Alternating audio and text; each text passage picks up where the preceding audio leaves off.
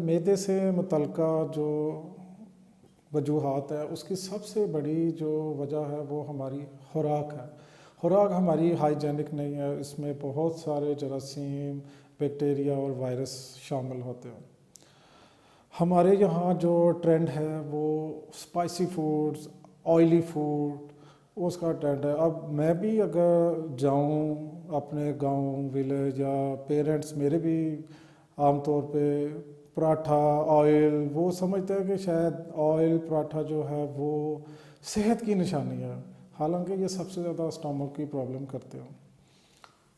اس کے علاوہ جو اسٹامک کی جو فوڈس ہیں جو پرابلم کرتی ہیں وہ لوگوں کو نہیں پتہ. تیز مسالہ زار چیزیں، حلوہ جات، آلو کے چپس، کچا پیاز، پکوڑے، سموسے، ملائی کا بہت زیادہ ٹرینڈ ہے، مکھن کا روٹی کے اوپر چوپڑ کے دینی، لیمو، مالٹا، کینو. اب لوگ کیا کرتے ہیں، گیس ہو رہی ہوتی ہے، اسٹامک پرابلم ہو رہی ہوتی ہے، لوگ اینو پی لیتے ہیں پانی کے اندر لیمو ڈال کے، وہ پی لیتے ہیں. وقتی طور پہ گیس آتی ہے، ریلیو ہوتی ہے، بعد میں وہی ان کو پرابلمیٹک کرتی ہے. تو ایسی چیزوں کا استعمال کم کیا جائے. میں آپ کو کام کی چیز بتا دیتا ہوں. جس چیز میں آئل ہے، تیل ہے، اس سے آپ اوائڈ کریں. دوسرے لفظوں میں آپ کا معدہ ٹھیک رہے گا.